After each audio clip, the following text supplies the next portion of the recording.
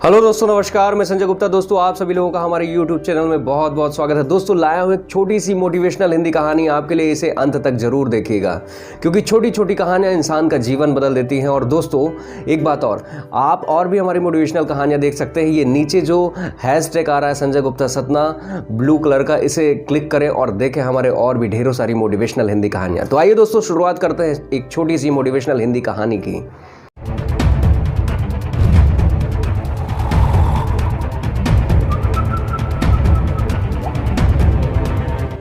दोस्तों, ये कहानी है, एक बार प्रयागराज इलाहाबाद में एक बहुत ही प्रसिद्ध संत महात्मा रहते थे, जिनके पास बहुत सारे शिष्य उनसे शिक्षा ग्रहण करने के लिए आते थे। जिनमें से एक शिष्य एक दिन उनके पास आया और उनसे निवेदन किया कि गुरुजी, मेरे दिमाग में एक प्रश्न चल रहा है और वो मैं आपसे पूछना चाहता हूँ, क्या आप इजाज़त देंगे?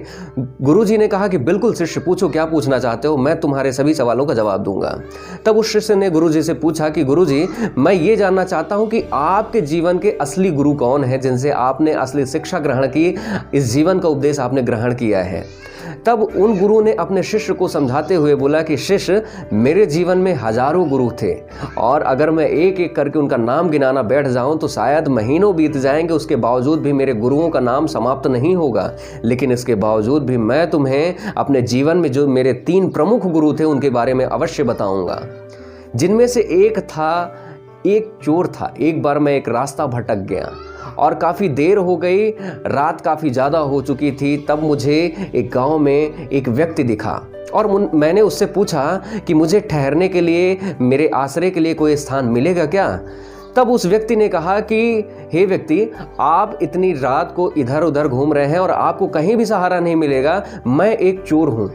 अगर आपको इस चोर के साथ रहने में कोई दिक्कत नहीं तो आप मेरे घर में ठहर सकते हैं। और वो मुझे अपने घर ले गया। वो बहुत ही अच्छा व्यक्ति था। वह हर रोज़ अपने काम पर जाता और यह बोलकर जाता कि आप आराम करो, आप प्रार्थना करो, मैं अपने काम से जा रहा हूँ, चोरी करने जा रहा हूँ। और जब वह सवेरे सवेरे लौट कर वापस आता और मैं उससे पूछता कि आज तुम्हें क्या मिला, तो वह कुछ भी नहीं पाता था। फिर भी इसके बावजूद वो बोलता था कि आज मुझे कुछ नहीं मिला है, लेकिन उम्मीद है भगवान मुझे जल्द से जल्द कुछ ना कुछ, कहीं ना कहीं व्यवस्था मेरी कर देगा और मुझे अच्छा मिलेगा।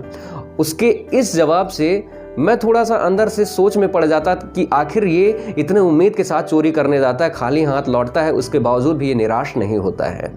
मेरे जीवन में मैं उसके साथ 1 महीने रुक गया और उससे काफ़ी प्रभावित हुआ, क्योंकि मेरे जीवन में भी कई सारे ऐसे दिन आते थे। मैं अपनी जितनी भी तपस्या है उससे मैं काफ़ी परेशान हो जाता था कभी कभी, और मुझे लगता था कि मैं सब साधना वाधना छोड़ के इस तपस्या, इस साधु संत से मुक्त हो जाऊं।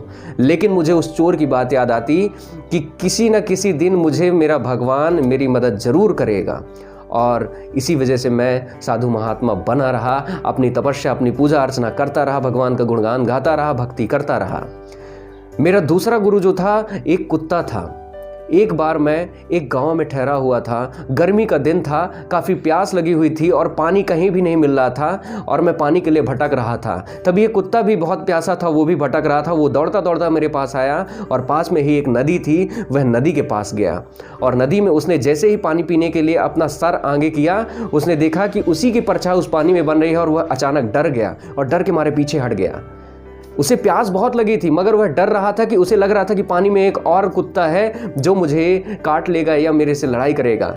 उसने कई बार ये कोशिश की, बार बार पीछे हट जाता। अंततः उसका जब प्यास ज़्यादा बढ़ चुकी थी, वह अपनी छलांग उस पानी में मार दी और पानी हिलने की वजह से उसकी परछाई गायब हो चुकी थी। उस दिन मुझे सबसे बड़ी सीख मिली कि वही व्यक्ति अपने जीवन में आगे बढ़ता है जो अपने डर का मुकाबला हिम्मत से करता है।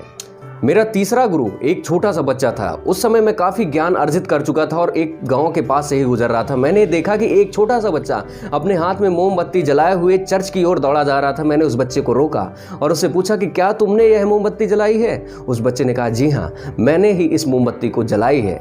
तब मैंने उस बच्चे से सवाल किया, क्या तुम मुझे यह बता सकते हो कि जब एक क्षण यह मोमबत्ती बुझी हुई थी और अब यह क्षण है जब मोमबत्ती जली हुई है, वो जो प्रकाश इसमें आया है, वह जो ज्योति जल रही है, वह कहाँ से आया है?